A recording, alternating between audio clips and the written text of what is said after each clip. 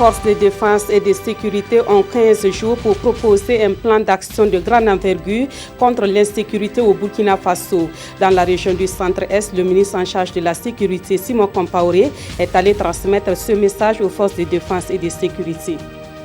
Dans la lutte contre le chômage des jeunes, le gouvernement burkinabé alloue chaque année des fonds à des porteurs de projets. Parmi les bénéficiaires de ces fonds, il y en a qui s'illustrent positivement et constituent aujourd'hui des modèles à suivre. Le grand format de cette édition est consacré à la problématique du chômage en milieu jeune. Dans ce journal, on va s'intéresser également à l'inscription précoce des enfants à l'école. La pratique est de plus en plus courante dans l'univers de l'éducation au Burkina Faso, une pratique qui va à l'encontre de la réglementation et dont l'impact est souvent négatif sur le développement psychologique de l'enfant. Voilà pour le menu de ce 20h sur la RTB. Bonsoir à toutes et à tous et merci de nous suivre. 15 jours, c'est le délai que les forces de défense et de sécurité ont pour proposer un plan d'action de grande envergure contre l'insécurité au Burkina Faso. Le ministre en charge de la sécurité, Simon Compaoré, a passé le message aux forces de défense et de sécurité de la région du Centre-Est. Objectif affiché, nettoyer toutes les poches d'insécurité de cette région frontalière avec le Togo et le Ghana. Le point de la rencontre avec Salifou Belem et Jacques Lamissa Tarpaka. La guerre est ouverte, toutes les poches d'insécurité dans la région du Centre-Est seront nettoyées. Simon Compaoré, le ministre de la Sécurité, réunit ici à Tinkorogo les forces de défense et de sécurité présentes dans la région. Militaires, gendarmes, policiers, douaniers, agents des eaux et forêts et gardes de sécurité pénitentiaire, tous vont prendre part à cette opération. Toutes ces forces-là qui sont sur le territoire du Centre-Est, les réunir à un moment donné, pendant une courte période, pour faire un ratissage dans la zone. Ça, c'est en dehors des missions régulières que ces forces-là, ou des initiatives locales de ratissage à l'échelle locale que ces forces-là font. C'est en dehors de cela. Ça, c'est une grosse opération qu'on a décidé de mener et pour que la population sente effectivement qu'on est là, qu'on veille au grain et qu'elles peuvent compter sur ces forces de défense et de sécurité. La particularité de cette action est la mutualisation des forces. Les victoires communes sont plus valorisantes que les victoires individuelles, rappelle aux hommes le directeur général de la police nationale, Lazare Tarpaga. Et c'était l'occasion pour les forces présentes d'exposer les difficultés, insuffisance du personnel et du matériel. Le ministre de la Sécurité en prend bien note. Le gouvernement s'emploie pour que toutes les initiatives qui peuvent être développées en la matière, nous puissions le faire pour pouvoir petit à petit doter ces forces de défense et de sécurité en moyens roulants, en moyens de défense pour les permettre d'assumer au mieux leur mission. Et puis nous avons profité de rappeler les mesures de vigilance, contrôle dans les hôtels, dans les marchés, dans les gares routières et faire en sorte qu'au niveau de nos frontières, il y ait tolérance zéro par rapport à ceux qui viennent, qui veulent franchir nos frontières sans avoir des documents. Le débat sur les groupes d'autodéfense Kogolwego est bien clos selon Simon Compaoré. Ils seront utiles en renseignement pour les forces régulières. Les différents corps ont aussi reçu les félicitations et les encouragements de la hiérarchie et du gouvernement. Sécurité toujours, le gouvernement burkinabé veut mieux jouer sa partition à la matière sur les sites d'or. Il prévoit entre autres l'opérationnalisation de l'Office national de sécurisation des sites miniers. Cela est d'autant nécessaire que l'or constitue le premier produit d'exportation du Burkina Faso. Le ministre en charge de la sécurité était ce samedi au site d'or de Youga dans le Centre-Est pour y constater la situation sécuritaire. On fait le point avec Salifou Belem et Jacques Lamissa Tarpaga. Mine d'or de Youga, dans la commune de Zabré, à quelques kilomètres de la frontière avec le Ghana. Cette mine fait partie des 22 sites industriels du Burkina à capitaux extérieurs. Le Burkina Faso veut rassurer les investisseurs en instaurant plus de sécurité pour les expatriés. Le ministre Simon Compaoré fait le constat dans un premier temps. Nous sommes venus pour que les investisseurs sentent que l'État central a décidé de jouer sa partition, à savoir apporter son concours pour sécuriser tous ceux qui sont au niveau de ces sites-là, qui rapportent, on a beau dire, qui rapportent bon an mal an, des subsides qui permettent à l'État central d'investir, de mettre un peu plus dans les services sociaux, de donner de l'eau de boisson aux populations, la santé, beaucoup de choses qui permettent effectivement d'améliorer la qualité de vie des citoyens du Burkina, mais aussi plus précisément les populations locales qui sont ici et qui doivent profiter énormément de la mine. L'Office national de sécurité des sites miniers, créé en 2013, est justement en phase d'opérationnalisation. Le mardi prochain, le 16-17, les forces de défense et de sécurité vont se rencontrer pour un atelier d'harmonisation de l'exécution proprement dite des missions de sécurisation des sites miniers. Au sortir de cet atelier, vous constaterez vous-même, nous allons non seulement faire un point de situation général sur l'état de sécurisation, et même que nous ambitionnons sortir un chronogramme des états de besoins en sécurisation qui sont en attente pour, n'est-ce pas, pouvoir prendre tout cela en compte et agir sur le terrain. La mine d'or de Youga fait face à des sites d'orpaillage dans son périmètre ou à proximité. Cette visite du ministre de la Sécurité donne de l'espoir aux responsables. Jusqu'ici, si notre mine continue d'exister, c'est parce qu'on a eu l'aide de la police et de la gendarmerie.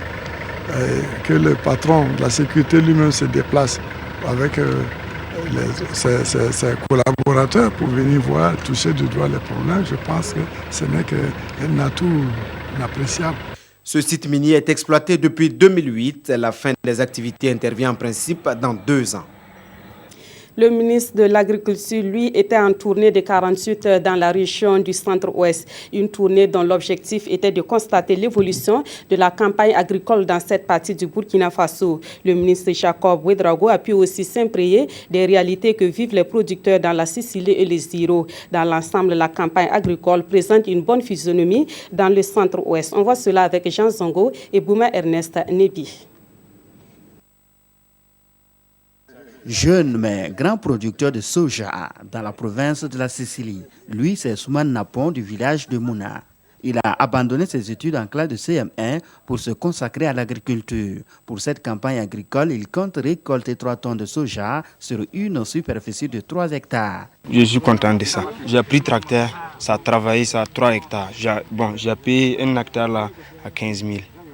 Une production encourageante d'un jeune que le ministre en charge de l'agriculture, Jacob Ouédraogo, n'a pas hésité à visiter au cours de sa tournée. Une tournée pour constater l'évolution de la campagne agricole dans la région du Centre-Ouest. Comme lui, plusieurs autres producteurs ont reçu la visite du ministre et sa délégation. Ici, le ministre a pu constater la bonne évolution du riz du bas-fond risicole du groupement Idianga du village de Zoro dans la commune de Léo. Un bas-fond d'une superficie aménagée de 27 hectares. En tout cas, vraiment, on remercie Dieu pour la production. C'est d'abord la semence qu'on a reçue, c'est très bien. C'est une semence en qualité. Au moment que la pluie est tombée, vraiment, si tu regardes le riz, là, on est très très content. Ce champ appartient à Souleymane Nian du village de Sanga à 20 km de Léo. D'une superficie de 32 hectares, il y cultive entre autres de l'arachide, du maïs déjà au stade grain laiteux, du coton au stade de capsulaison et des yams au stade de ramification et de formation de tubercules. L'agriculteur compte faire au total un bénéfice de 10 millions de francs CFA à la fin des récoltes. C'est le courage et la vie de faire l'agriculture. Je compte améliorer ça beaucoup, puisque je vois que cette année-là, c'est plus bon que l'année passée. Et puis les années à venir, je vais faire beaucoup d'efforts. Quand on se lance dans ce genre de production, on a des difficultés pour lesquelles le gouvernement a déjà anticipé pour trouver des solutions. C'est notamment c'est l'acquisition de tracteurs, c'est l'acquisition d'intrants de qualité.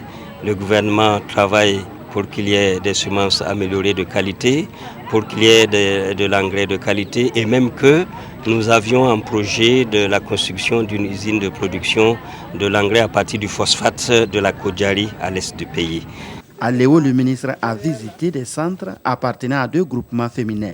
Il s'agit de l'unité de transformation du manioc du groupement Wenpanga et le centre des étiveuses du riz. À ces femmes, il a apporté son soutien, ses encouragements et ses félicitations. On entame à présent le grand format de cette édition consacrée à la problématique du chômage des jeunes. La formation et l'entrepreneuriat des jeunes sont très souvent cités comme une solution à cette problématique. En la matière, le centre de formation et de production de Lumbila est une référence au Burkina Faso. Depuis 2002, ce centre inculque le savoir-faire à des jeunes et met ainsi des ouvriers qualifiés sur le marché de l'emploi. Créé par le Service national de développement, la particularité de ce centre est l'accent qui est mis sur la formation civique et patriotique. Une petite immersion dans ce centre, dans cet élément, signé Gérard Sommé et Monkouna Dabiri.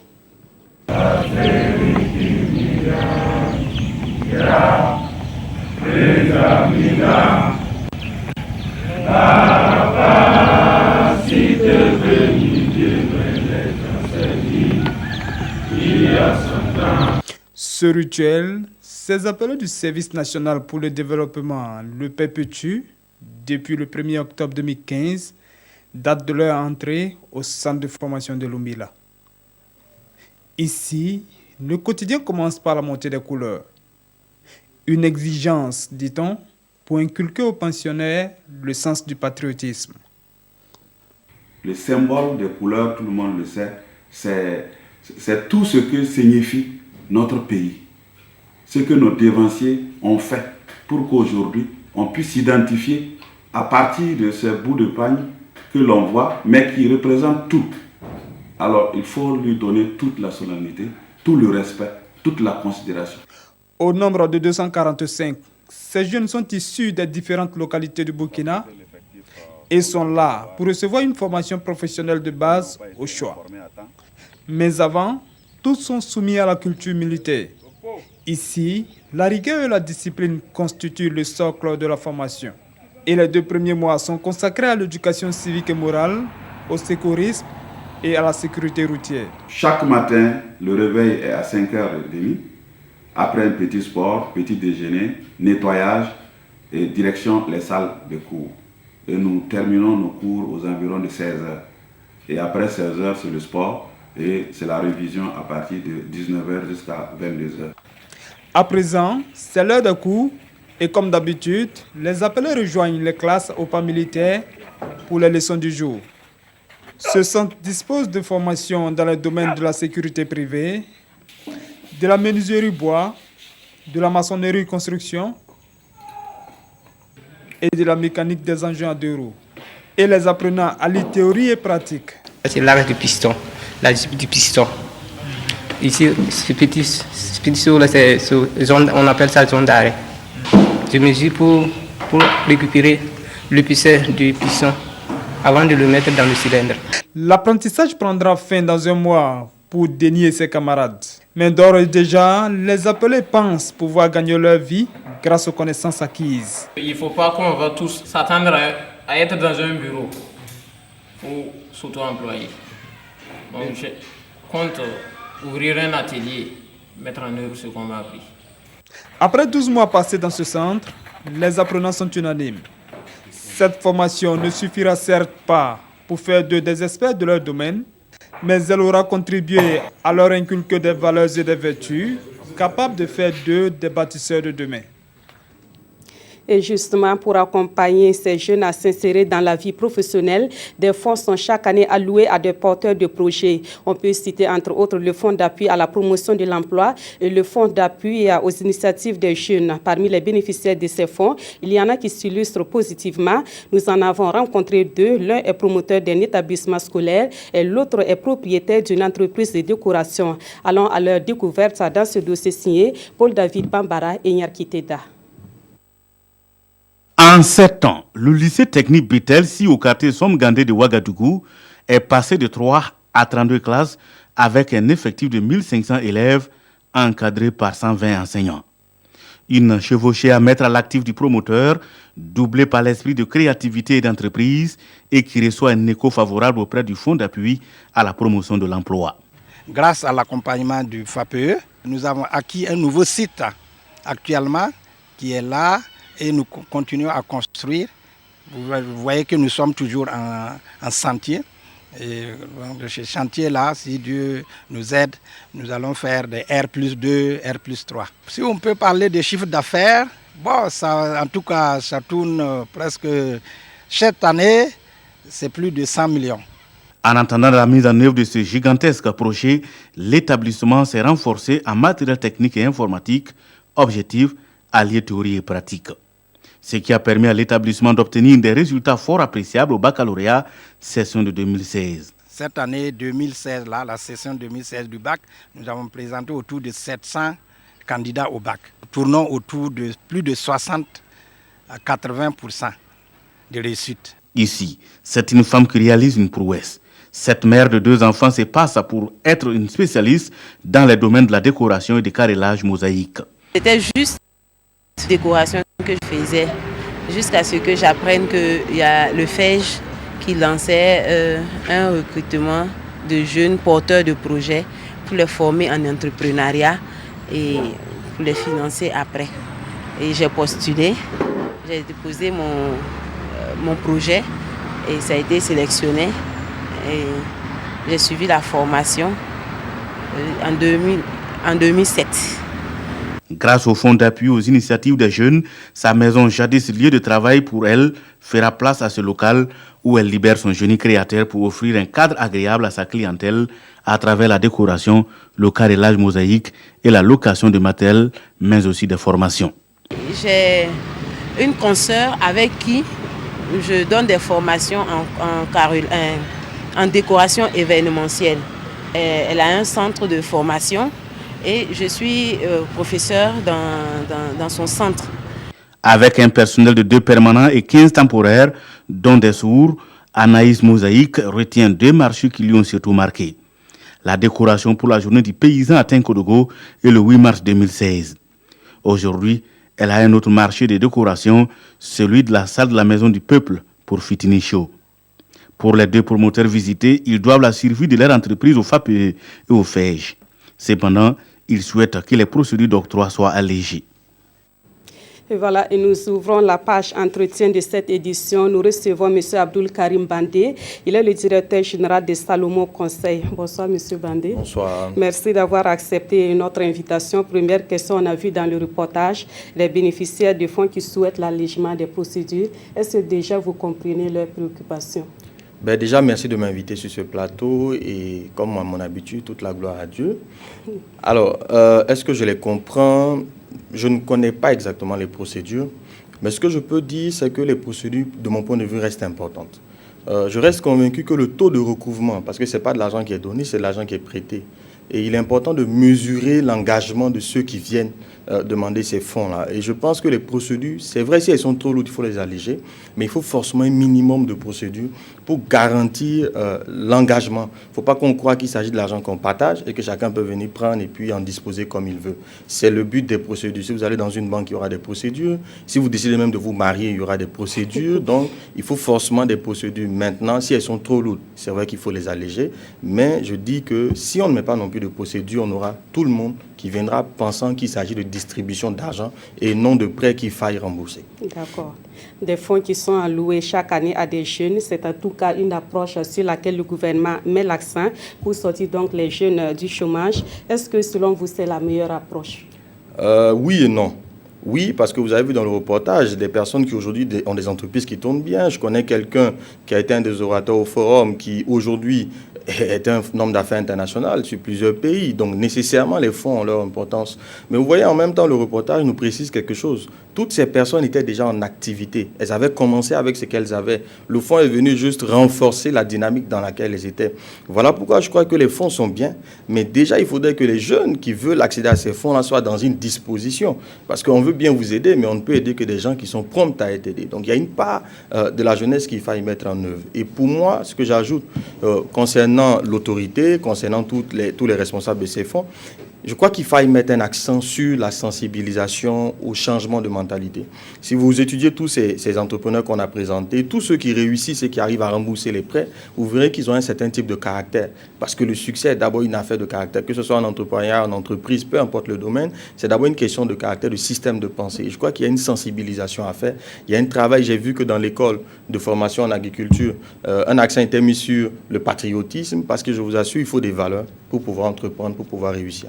Alors peut-être on n'a pas parlé de ça, mais il y a aussi des jeunes qui ont bénéficié de ces fonds-là et qui n'ont pas réussi malheureusement. Exact. Et quels sont les dangers peut-être qu'il faut éviter, les pièges à éviter pour ne pas se retrouver dans ce genre de situation? Déjà, on ne peut pas juste... L'argent ne fait pas l'entrepreneuriat. La compétence technique n'est pas suffisante pour faire l'entrepreneuriat. Si vous regardez dans notre pays, ce n'est pas les diplômés qui entreprennent le plus. Et c'est vrai dans le monde entier. Ce n'est pas une question de diplôme d'abord. C'est d'abord une question, je dis bien, de caractère. Vous allez sur un marché, même si on vous forme, on vous donne l'argent, vous allez sur un marché, il y a une concurrence. Il faut pouvoir se battre, donc il faut persévérer. Il faut pouvoir construire des relations gagnantes. Il faut pouvoir créer de la confiance dans vos partenaires.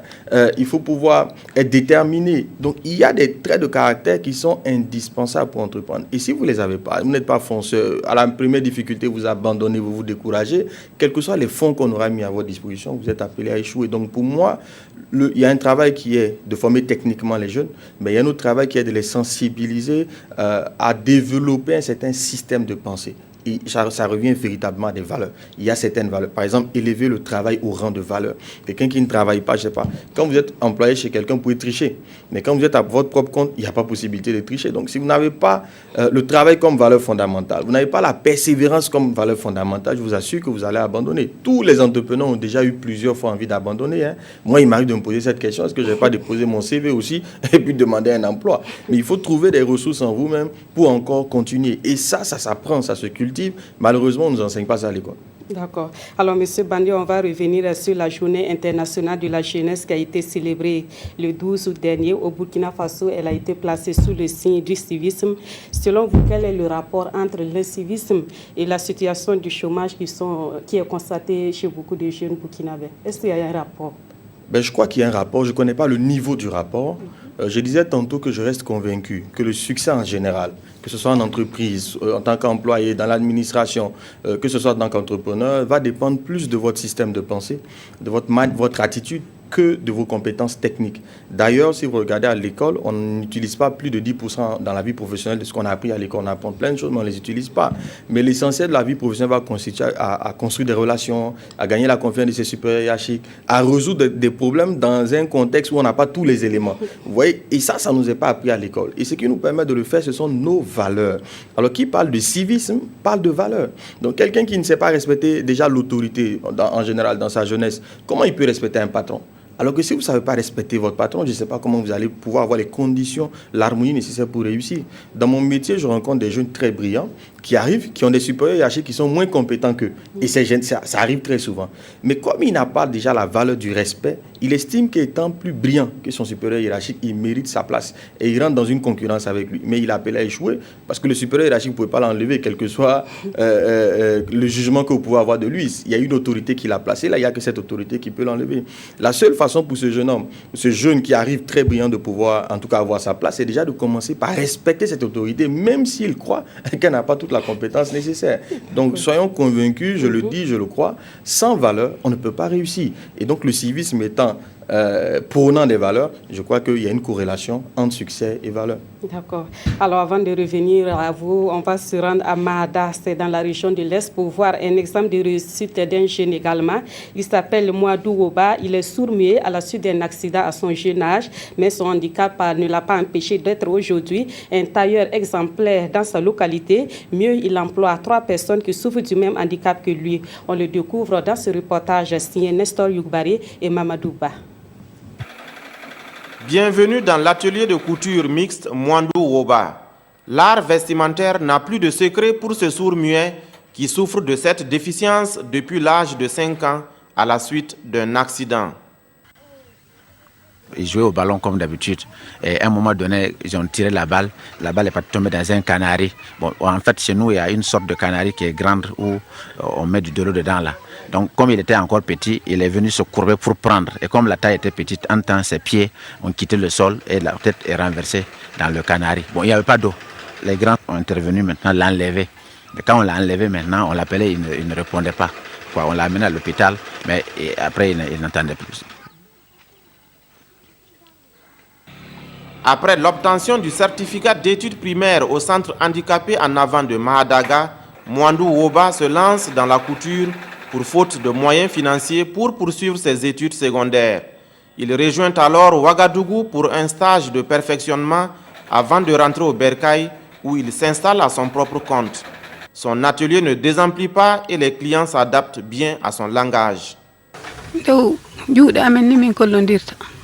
Je communique avec lui à travers des signes de main et on arrive à se comprendre. C'est lui qui coud mes habits et pour ceux de mes enfants. Je suis vraiment satisfaite de son travail.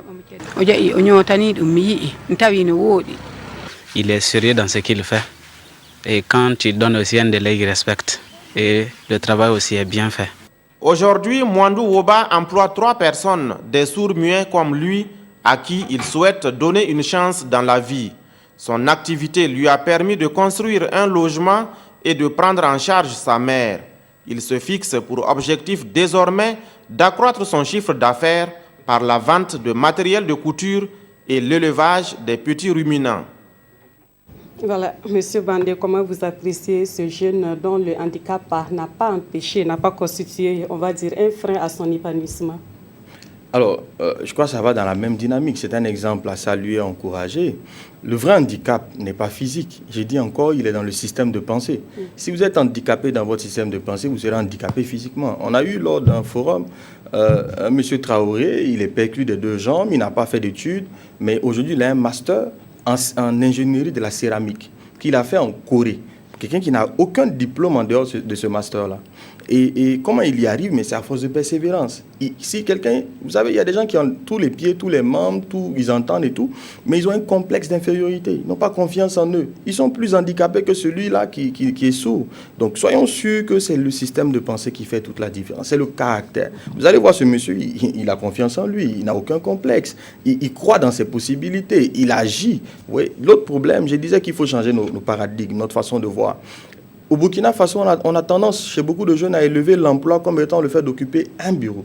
On ne sait pas valoriser la production. D'abord, moi, j'aimerais bien qu'on éclaircisse, on aura d'autres occasions certainement, mais qu'on travaille à éclaircir le concept même d'emploi. C'est quoi avoir un emploi? Parce que tant qu'on pensera qu'il s'agit d'aller dans un bureau, on va rater les opportunités. Il y a d'énormes opportunités. J'ai eu la chance de rencontrer un grand homme d'affaires de ce pays qui dit que quand lui regarde, il voit de l'argent partout.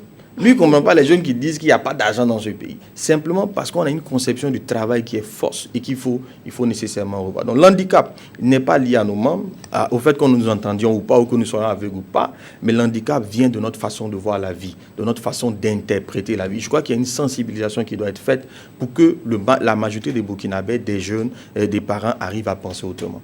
Et un des points sur lesquels je vais insister, c'est le langage. Je crois qu'une jeunesse doit apprendre à parler.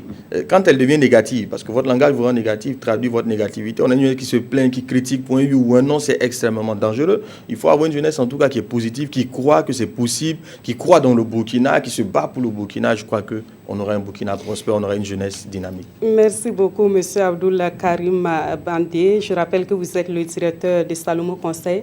D'ailleurs, les téléspectateurs pourront vous retrouver à nouveau à RTV Matin. Exact. Tous les mardis, avec plaisir. Et que Dieu bénisse le Burkina Faso. Merci beaucoup pour votre disponibilité. Vous restez avec nous pour la suite de ce journal. On s'intéresse à une pratique de plus en plus à la mode dans l'univers de l'éducation au Burkina Faso. Il s'agit de l'inscription précoce des enfants à l'école. Et pourtant, la loi est claire. Les âges d'entrée à l'école sont fixés à 3 ans pour le préscolaire, 6 ans pour le primaire et 12 ans pour le post-primaire. Le constat est que parents d'élèves et responsables d'établissement outrepassent cette réglementation et pourtant, l'entrée précoce à l'école peut avoir un impact négatif sur le développement psychologique de l'enfant. Le dossier est signé Jean-Eudes Bayala, Konsun Koulibaly et Maïmouna Traoré. On a volé ces activités développementales. C'est en ces termes que le psychologue qualifie l'acte de certains parents qui inscrivent leurs enfants à l'école avant l'âge requis. La scolarisation précoce est illégale, pourtant des parents d'élèves sont convaincus de son bien fondé. Souvent les parents n'ont pas quand même quelqu'un à la maison pour gérer les enfants. Bon, je pense comme il y a effectivement des endroits où on peut effectivement les amener à ce qu'ils s'épanouissent aussi, bon, et puis ne pas être perturbé à la maison seul là. Je trouve que c'est très tôt, mais ça dépend de l'enfant, de ses compétences. S'il s'exprime bien, voilà. Si je trouve qu'il est apte, il peut y aller, moi, il n'y a pas de problème pour moi. Des arguments battus en brèche par les spécialistes en éducation.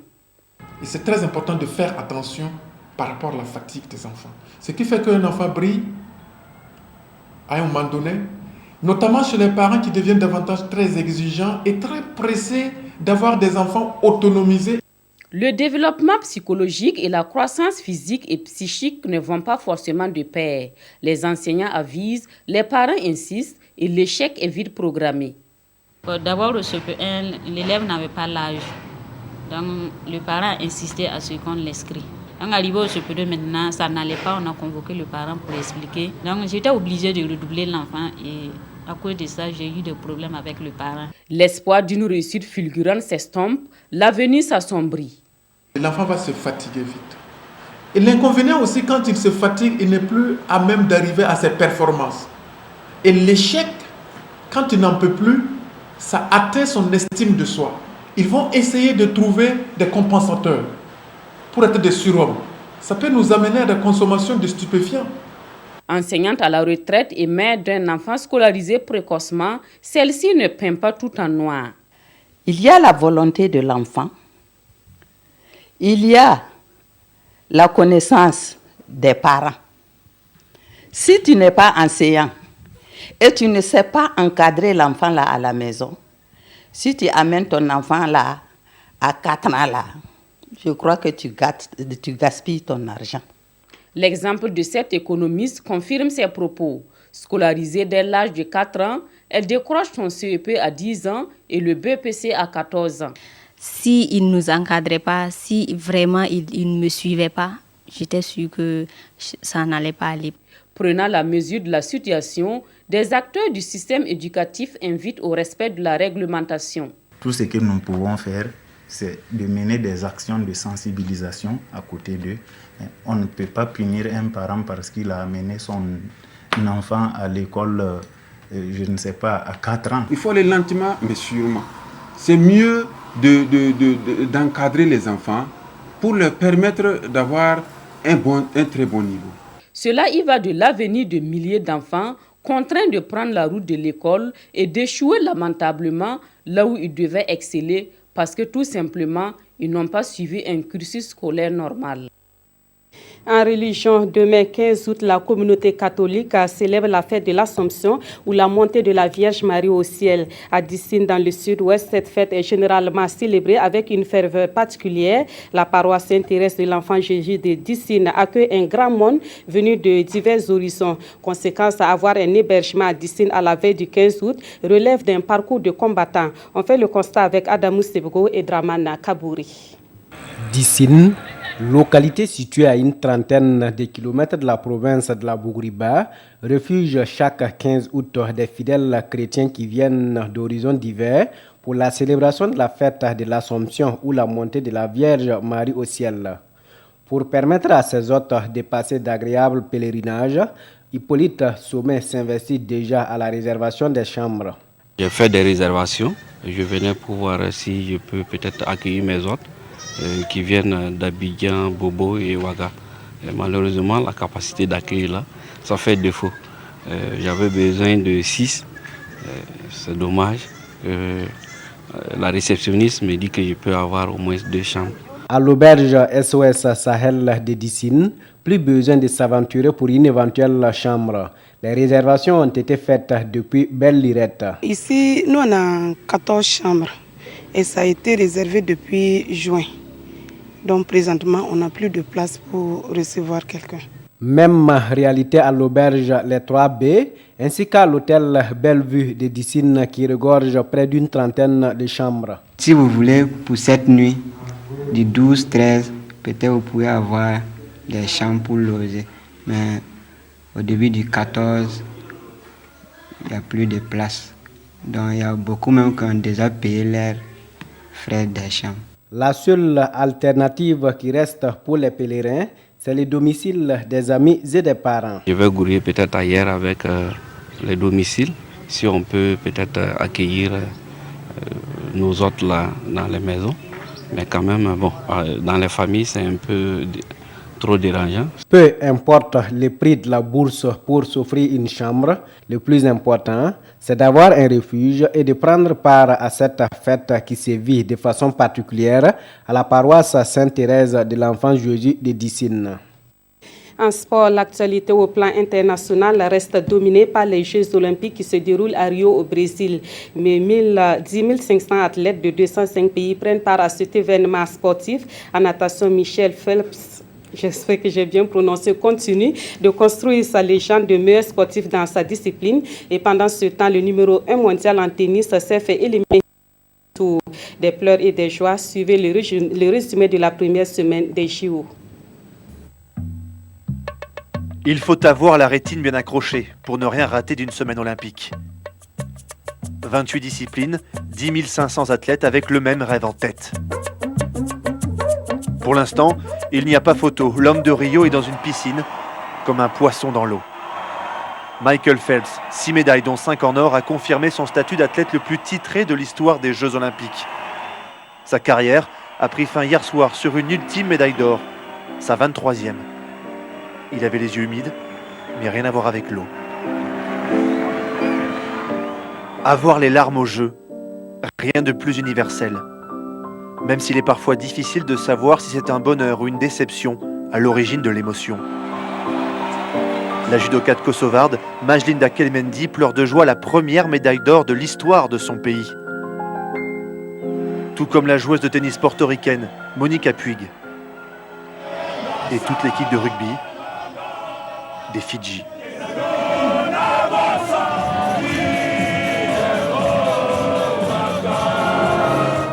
Après les larmes vient le sourire.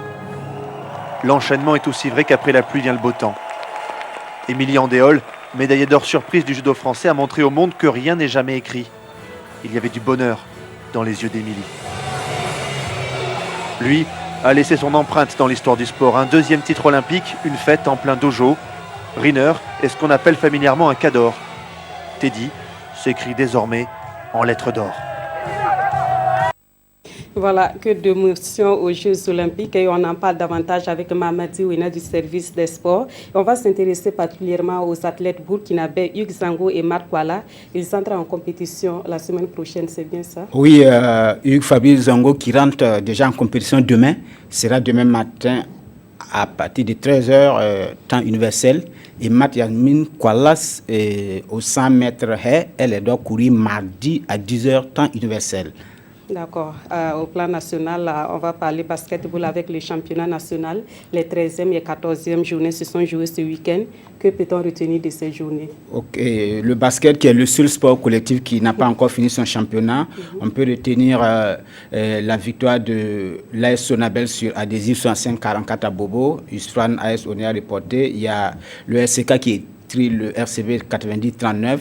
Et Diadème de Bobo qui vient s'imposer devant l'AS Sonabi 54-49. En résumé, il y a des matchs qui sont joués aussi aujourd'hui. On va retenir que le RCK est leader, et suivi de l'AS Sonabi, 3e Diadème, et AS Onéa est 4e. Et si ça en restait là, c'est ce Big Four là qui va disputer les playoffs pour déterminer le champion national. Merci beaucoup Mamadi Ouina. Des précisions demain au magazine de sport. Oui, bien sûr, rendez-vous à 21h demain. Merci beaucoup et c'est la fin de cette édition. Merci de l'avoir suivi. Très bonne soirée en compagnie de la RTB.